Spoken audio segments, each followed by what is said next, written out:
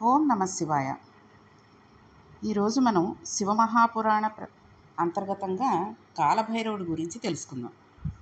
ఒకప్పుడు ఋషులకు త్రిమూర్తులలో అసలు బ్రహ్మము ఎవరు అనే సందేహాన్ని వచ్చింది. ఈ సందేహాన్ని తీర్చమని వాళ్ళు త్రిమూర్తులనే అడిగారు. ముందుగా శంకరుడు మాట్లాడాడు. శంకరుడికి 5 ముఖములు ఉంటాయి. అందులో 4 ముఖాలు 4 వైపులకు ఉంటాయి. పైన ఒక ముఖం ఉంటుంది. శంకరుడికి ఇప్పుడు సద్యోదాత, అఘోర, తత్పురుష, ఈశాన, నామదేవ అనే 5 ముఖాలు ఉంటాయి. ఈ 5 ముఖాలతో ఋషుల వంక చూస్తూ అన్నాడు, అదేమిటయ్యా బ్రహ్మం ఎవరని అడుగుతారేంటి? నేనే బ్రహ్మాన్ని అన్నాడు. అప్పుడు బ్రహ్మగారు అన్నారు, నేనే ఈ లోకాలన్నింటినీ సృష్టించాను. నేనే నిక్కపుకర్తను. నేనే ఈ సమస్త లోకాలన్నీ ప్రవర్తింపజేశాను. నేనే వీటిని సంహారం చేస్తాను. నేనెప్పుడూ బతికే ఉంటాను. కాబట్టి నాకన్నా బ్రహ్మం ఎవరు? నేనే బ్రహ్మాన్ని అన్నాడు. చూడండి, మనలో కూడా ఏదైనా ఒక మంచి పని చేశారు, బాగుందండి, ఇది ఎవరు చేశారంటే నేను చేశానంటే నేను చేశాను అని అనుకుంటూ ఉంటారు. చూసారా? ఆ రకంగానే త్రిమూర్తులు కూడా అనుకుంటున్నారు. కానీ ఎవరూ కూడా తాను అశాశ్వతం అనుకోరు మనలో. సరే, ఇక వీళ్ళిద్దరూ అన్న తర్వాత ఆ పక్కనే ఉన్న శ్రీ మహావిష్ణువు ఏమన్నారు? బ్రహ్మ, నువ్వు చాలా గొప్ప చెప్పుకుంటున్నావు. నా అంతటి వాడిని నేను అంటున్నావు. అసలు నీవు పుట్టింది నా నాభికమల నుంచే కదా. నేనంటూ ఒకడిని ఉంటే కదా నీవంటూ ఒకడివి పుట్టుకొచ్చావు. కాబట్టి నీ అస్తిత్వం అసలు నాలో ఉంది. అసలు యజ్ఞపురుషుడిని నేను. యజ్ఞంలో నన్నే ఆరాధిస్తారు. అన్నీ ఏలేవాడిని నేను. నిబ్బరంగా తత్వం ఆలోచించు. నువ్వు కాదు, బ్రహ్మం నేను అన్నాడు. ఈ విషయంలో వీళ్ళకి జగడం వచ్చింది. ఈ సంగ్రామం జరుగుతూ ఉంటే మనం ఎందుకు చెప్పడం? మనకి శృతి ప్రమాణం కదా. అందుకని వేదాలను పిలుద్దామని వేదాలను పిలిచారు. ఓ ఋగ్వేదమా, పరబ్రహ్మం ఎవరో చెప్పు అని అడిగారు. అప్పుడు ఋగ్వేదం, ఈ సమస్తానికి సృష్టికర్త ఏ మహానుభావుడు సంకల్పం చేయాలని మొట్టమొదట నారాయణుడు జన్మించాడో, ఎవరు చిట్ట చివర ఈ లోకాలను తనలోకి తీసుకుంటున్నాడో అటువంటి ఆ పరమశివుడు పరబ్రహ్మం అంది. దాన్ని తీసి పారేసి యజుర్వేదాన్ని పిలిచారు. పిలిచి పరబ్రహ్మం ఎవరో చెప్పవలసింది అని యజుర్వేదాన్ని అడిగారు. అప్పుడు యజుర్వేదం అంది, అసలు నిజంగా యజ్ఞం లోపల కదా జరగాలి. ఇక్కడ జరిగే యజ్ఞంలో దేవతాశక్తులు అనేవి భగవత్ సంబంధమైనవి. ఆసురీ శక్తులు కామక్రోధాల లోభ మద మాత్సర్యాలు. ఇవి పోయి ఈశ్వరీ శక్తులు రావడానికి జ్ఞానాన్ని మహేశ్వరుడు ఇస్తాడు. కాబట్టి జ్ఞానయజ్ఞమునందు ఆరాధింపబడుతున్నవాడు కనుక పరమశివుడే పరబ్రహ్మం అని చెప్పింది. తర్వాత సామవేదాన్ని పిలిచి అడిగారు. దానికి సామవేదం అంది, 3 కన్నులున్న వాడెవడు ఉన్నాడో, ఎవడు ఈ లోకాన్నంతటినీ తిప్పుతున్నాడో, ఈ తిప్పుతున్నవాడిని ఏ యోగులు ఉపాసన చేస్తున్నారో, ఏ యోగులకి ఉపాసన చేత జ్ఞానమునందు తెలియబడుతున్నాడో, ఎవడు తనలో తాను రమిస్తూ ఉంటాడో అటువంటి శివుడు పరబ్రహ్మము అని చెప్పింది. ఆ తర్వాత అధర్వణ వేదాన్ని పిలిచారు. ఇప్పుడు ఒకళ్ళు చెబితే అది కరెక్ట్ అని నమ్మేస్తే ఒకళ్ళని పిలిచి చెప్పేయచ్చు. కానీ మనకి కావలసిన సమాధానం వచ్చేంత వరకు కూడా ఒక్కొక్కళ్ళని పిలిచి అడుగుతూ ఉంటే ఇక్కడ అలాగే అవుతుంది. దానికి అధర్వణ వేదం అనేది, ఏ మహానుభావుడిని భక్తులందరూ సంసార సముద్రంను దాటి దుఃఖాన్ని పోగొట్టుకునే ఆనందాన్ని తెలుసుకోవడానికి ఉపాసన చేస్తున్నారో అటువంటి పరమశివుడు పరబ్రహ్మము అని చెప్పింది. అంటే సృష్టి చేసింది మనం కాదు, నిలబెట్టింది మనం కాదు, వేరొకడున్నాడు తెలుసుకో అని శాస్త్ర ప్రమాణం. 4 వేదాలు ఇవే చెబుతున్నాయి.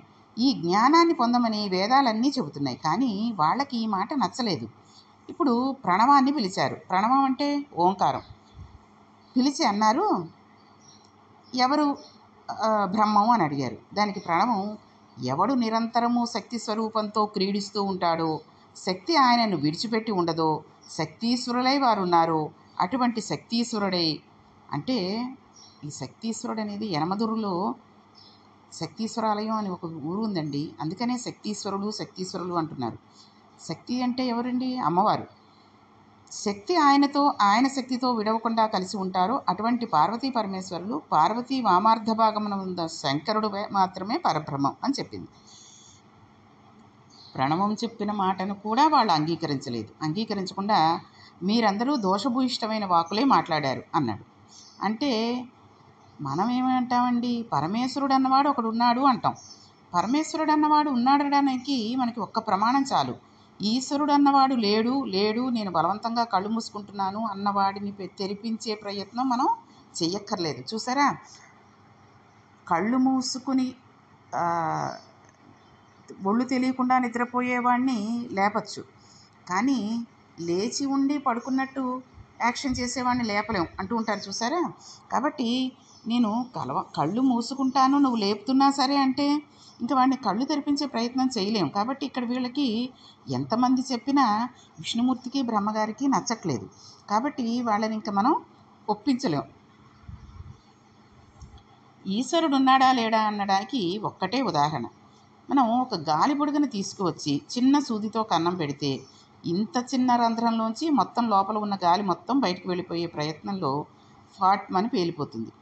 ఈ శరీరంలో ప్రాణ అపాన వ్యాన ఉదాన సమాన నాగ కూర్మ కృకుర ధనంజయ దేవదత్తాలనే 10 వాయువులు తిరుగుతూ ఉన్నాయి కదండి. 10 వాయువులు తిరుగుతున్న ఈ శరీరంలో 9 కన్నులు ఉన్నాయి, 2 కళ్ళు, 9 కన్నాలు ఉన్నాయి, 2 కళ్ళు, 2 ముక్కు రంధ్రాలు, 2 చెవులు, నోరు, మలద్వారము, మూత్రద్వారాలు, మొత్తం 9. ఇవి కాకుండా స్వేదరంధ్రాలు ఎన్నో ఉన్నాయి. అంటే స్వేదరంధ్రాలు అంటే చెమట పట్టేందుకు ఉండేటటువంటి రంధ్రాలు. ఇన్ని రంధ్రాలున్న శరీరంలో ఈ వాయువులు ఈశ్వర శాసనం అయ్యే వరకు లోపలికి బయటికి వెళ్ళి వస్తూనే ఉంటాయి, కానీ మొత్తం బయటికి వెళ్ళిపోవు.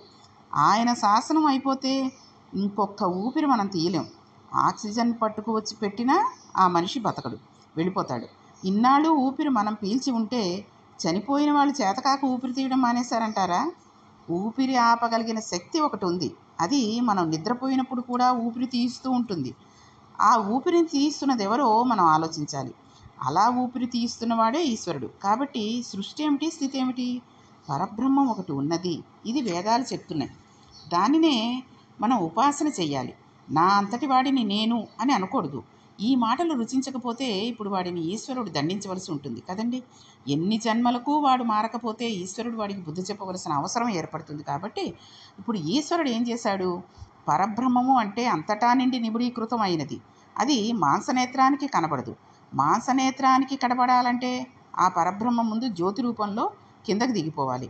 ఎప్పుడైతే జ్యోతి రూపంలో కిందకి దిగిందో కన్ను వెంటనే ఆ జ్యోతి స్వరూపం వంక చూస్తూ ఉంటుంది. అంతే కదండి. ఎక్కడైనా వెలుతురు వస్తుంటే కన్ను అటుకేసి వెళ్ళిపోతూ ఉంటుంది.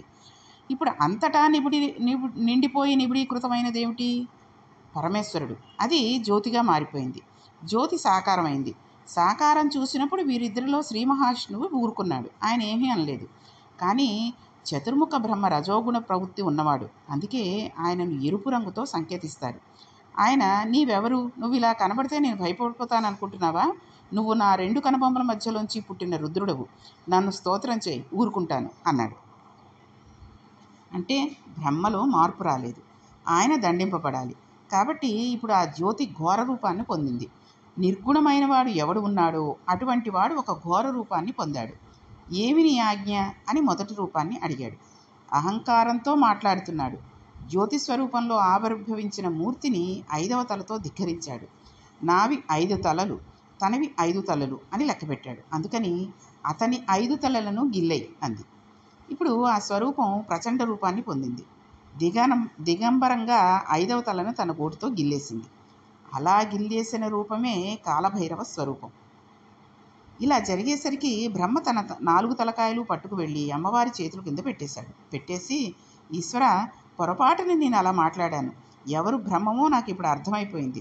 ఈశ్వర, నేను చేసిన పొరపాటు మన్నించి ఉదారుడువై నన్ను కాపాడు అన్నాడు. అప్పుడు శంకరుడు కాలభైరవునితో, నీవు కాలం వలె ప్రకాశించుచున్నావు. కాలం ఎలా వెళ్ళిపోతూ ఉంటుందో అలా ఉంది నీ నడక. నీ నడకలో బ్రహ్మ 5వ తల తెగిపోయింది. కాబట్టి నిన్ను ఇవాల్టి నుంచి కాలభైరవ అని పిలుస్తారు. నీవు ఎంత గొప్పవాడివైనా చతుర్ముఖ బ్రహ్మ యొక్క తల తెంపేసావు కాబట్టి నీకు బ్రహ్మహత్యా పాతకం అంటుకుంటుంది. ఈ 5వ తలకాయ పుర్రెను చేతిలో పట్టుకుని 12 సంవత్సరములు భిక్షాటం చేసి ఆ కపాలంలోనే తిను. అప్పుడు నీ బ్రహ్మహత్యా పాతకం పోతుంది. పుట్టేటప్పటికీ నీ స్వరూపం చూసేటప్పటికే లోకం అంతా గజగజలాడిపోయింది. కాబట్టి నిన్ను భైరవ శబ్దంతో పిలుస్తారు. ఎవడు ఈశ్వరుని ధిక్కరించి ఇక్కడ బతుకుతున్నాడో వాడికి ప్రాణోత్క్రమం అవగానే నువ్వే కనబడతావు. దీనిని భైరవయాతన అంటారు.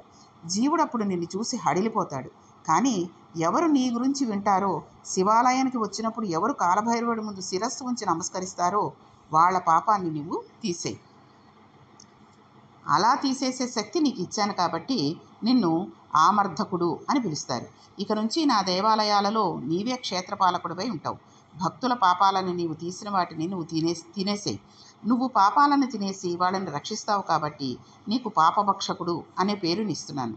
నిన్ను కాశీక్షేత్రానికి అధిపతిగా ఉంచుతున్నాను. నీ అనుగ్రహం ఉన్నవాళ్ళే కాశీక్షేత్ర ప్రవేశం చేస్తారు అని పరమేశ్వరుడు చెప్పాడు. అందుకే మనం కాశీక్షేత్రంలోని కాలభైరవుడు ఆ క్షేత్ర ప్రవేశానికి అనుమతించిన క్షేత్రపాలకుడు కనబట్టి, అయ్యా, నాకు లోపలికి ప్రవేశింపచేసి నా పాపాలను దగ్ధం చేశావు కాలభైరవ అని ఆ మహానుభావుడికి ఇంటికి రాగానే కృతజ్ఞతాపూర్వకంగా కాలభైరవ పూజ చేసి ఇక నుంచి మంచి పనులు చేస్తాను అని అన్నసంతర్పణ చేస్తారు. భైరవమూర్తి ప్రసన్నమూర్తి అయినాడని చెప్పడానికే ఆయన మెడలో ఒక గారెల దండ కూడా వేస్తారు. కాశీ సంతర్పణ చేస్తే తప్పకుండా వెళ్ళి ఆ ప్రసాదం తీసుకోవాలి. ఎవరైనా పిలిచినా పిలవకపోయినా కూడా వెళ్ళొచ్చు కాశీ సంతర్పణ చేసేటప్పుడు. కాబట్టి కాలభైరవుడికి, భైరవుడు అంటే ఏంటండి, కుక్క కదండి, అందుకని ఆయనకి అంత ప్రాముఖ్యతనిచ్చాడు.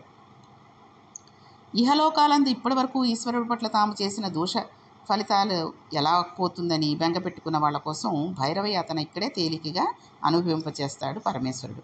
అందుకే హరిద్వార్ ఋషికేశ్ వెళ్ళినప్పుడు వాళ్ళు మానసాదేవి దేవాలయానికి వెడితే బయటకు వచ్చేటప్పుడు ఒకసారి ఒంగోండి అని ఒక బెత్తం పెట్టి వీపు మీద కొడతారు. ఆ దెబ్బ కొట్టించుకోవడానికి అక్కడ 5 రూపాయలు కట్టాలి. అది భైరవయాతన అని కర్ర టప్మంటుంది. అక్కడితో ఆ పాపాలు పోతాయి.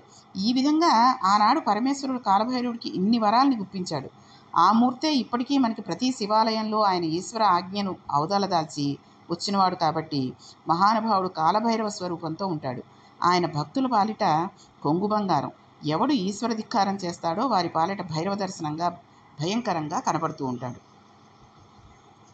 అందుకే చూడండి, కాలభైరవాష్టకం పఠంతి ఏ మనోహరం జ్ఞానముక్తి సాధనం విచిత్ర పుణ్యవర్ధనం శోకమోహదైన్యలోభ కోపతాపనాశనం తే ప్రయాంతి కాలభైరవాంగ్రి సన్నిధం ధ్రువం అంటాం.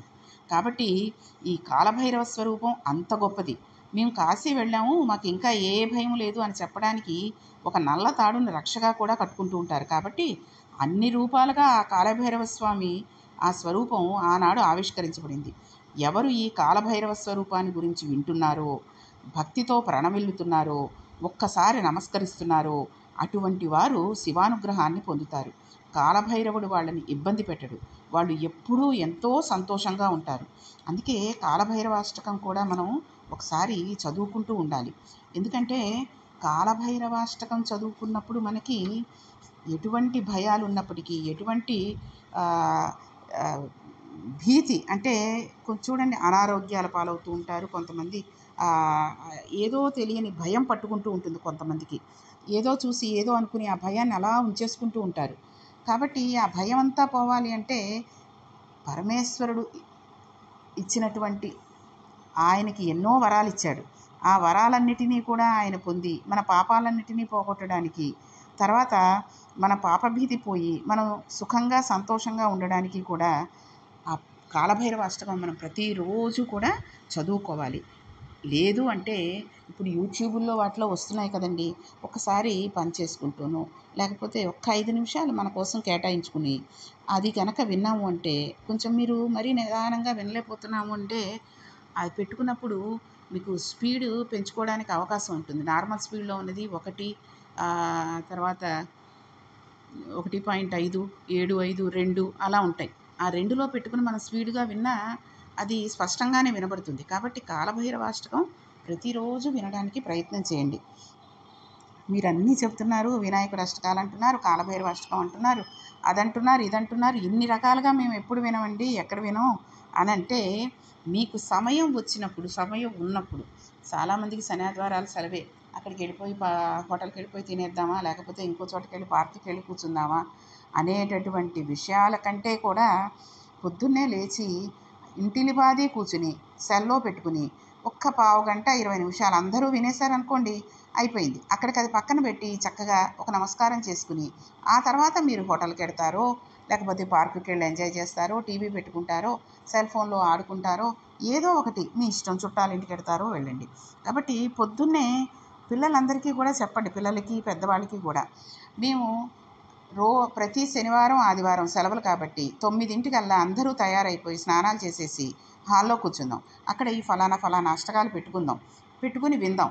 ఈరోజు శనివారం కొన్ని విందాం, ఆదివారం నాడు ఇంకొన్ని విందాం. చక్కగా వాటిని డివైడ్ చేసుకుని పెట్టుకొని అందరూ చక్కగా వింటూ ఉంటే కొన్నాళ్ళకి మనకి అది నోటికి వచ్చేస్తాయి. అప్పుడు ఇంకా మనం చక్కగా స్నానం చేసి తయారవుతూ కూడా నోటికి చదివేసేసుకోవచ్చు. కాబట్టి కాలభైరవ అష్టకాన్ని మీకు ఒక్కసారి చదివి వినిపించాలని అనుకుంటున్నాను. అందరికీ వచ్చిందే అయినప్పటికీ ఒక్కసారి నా ఆశ కొద్దీ అందరికీ వినిపించి అది గనక మీరు అందరూ వింటే రేపటి నుంచి చదువుకోవడమో వినడమో చేస్తారని నా ఆశ. దేవరాజసేవ్యమాన పావనాంఘ్రి పంకజం వ్యాళయజ్ఞసూత్రమిందుశేఖరం కృపాకరం నారదాదియోగి బృంద వందితం దిగంబరం కాశికాపురాధినాథ కాలభైరవం భజే. భానుకోటి భాస్వరం భవాబ్ధితారకం పరం నీలకంఠమీప్సితార్థదాయకం త్రిలోచనం కాలకాలమంబుజాక్షమక్షశూలమక్షరం కాశికాపురాధినాథ కాలభైరవం భజే. శూలటంకపాసదండపాణిమాదికారణం శ్యామకాయమాదిదేవమక్షరం నిరామయం భీమవిక్రమం ప్రభుం విచిత్రతాండవప్రియం కాశికాపురాధినాథ కాలభైరవం భజే. భుక్తిముక్తిదాయకం ప్రశస్తచారు విగ్రహం భక్తవత్సలం స్థితం సమస్తలోకనిగ్రహం నిక్వణన్మనోజ్ఞహేమ కింకిణీలసత్కిటం కాశికాపురాధినాథ కాలభైరవం భజే. ధర్మసేతుపాలకం త్వధర్మమార్గనాశకం కర్మపాసమోచకం సుశర్మదాయకం విభుం స్వర్ణవర్ణకేశపాసశోభితాంగమండలం కాశికాపురాధినాథ కాలభైరవం భజే. రత్నపాదుకా ప్రభాభిరామపాదయుగ్మకం నిత్యమద్వితీయమిష్టదైవతం నిరంతరం మృత్యుదర్పణాసనం కరాళద్రంష్టభీషణం కాశికాపురాధినాథ కాలభైరవం భజే. అట్టహాసభిన్నపద్మజాండకోశసంతతిం దృష్టిపాతనష్టపాపజాలముగ్రనాశనం అష్టసిద్ధిదాయకం కపాలమాలికాధరం కాశికాపురాధినాథ కాలభైరవం భజే. భూతసంఘనాయకం విశాలకీర్తిదాయకం కాశీవాసిలోకపుణ్యపాపశోధకం విభుం నీతిమార్గకోవిదం పురాతనం జగత్ప్రభుం కాశికాపురాధినాథ కాలభైరవం భజే. కాలభైరవాష్టకం పఠంతి ఏ మనోహరం జ్ఞానముక్తిసాధనం విచిత్రపుణ్యవర్ధనం శోకమోహధైన్యలోభకోపతాపనాశనం తే ప్రయాంతి కాలభైరవాంఘ్రి సన్నిధం ధ్రువం. కాబట్టి ఈ కాలభైరవాష్టకాన్ని మనం ప్రతిరోజు వినడం లేదా శ్రద్ధగా వినడం అంటే ఏదో ఓ చెవి అక్కడ పడేసి ఉండడం కాకుండా శ్రద్ధగా వినడం, తర్వాత కుదిరితే చదువుకోవడం కనుక చేస్తే చాలా మంచిది. కాబట్టి మన చూసారా ఆఖరిలో చెప్పారు చూసారా, కోపతాపం అన్నీ పోతాయి. శోకం పోతుంది ముందు, మోహము, దైన్యము, లోభము, కోపము, తాపము అన్నీ కూడా నాశనం అయిపోతాయి. కాబట్టి ఒక్కసారి కాలభైరవాష్టకాన్ని మనం ప్రతిరోజు చదువుకోవడానికి ప్రయత్నం చేద్దాం. కాబట్టి ఈరోజు కాలభైరవ గురించి మనం శివమహాపురాణంలో తెలుసుకున్నాం. రేపు చాలా ముఖ్యమైన విషయం ఏంటంటే స్కందోత్పత్తి కుమార సంభవం గురించి మొదలెడదాం. ఇది చాలా పెద్దది కాబట్టి ఒక 5-6 రోజులు పట్టచ్చు. ఇది రామాయణం అంతర్గతంగా మనం స్కందోత్పత్తిని గురించి తెలుసుకున్నాం. విశ్వామిత్రుడు రామలక్ష్మణులకు చెప్పినప్పుడు ఆ యొక్క విషయాన్ని తెలుసుకున్నాం. అయినప్పటికీ శివమహాపురాణం అంతర్గతంగా స్కందోత్పత్తి కుమార సంభవం కనుక విన్నట్టయితే ఇంకో అంత ఫలితాన్ని ఇస్తుంది. కాబట్టి ఇందులో ఫలశ్రుతి కూడా చెప్తారు మీకు. కాబట్టి రేపటి నుంచి మొదలెట్టి చక్కగా స్కందోత్పత్తి కుమార సంభవం గురించి తెలుసుకుందాం. ఓం నమః పార్వతీపతియే హర హర మహాదేవ శంభో శంకర.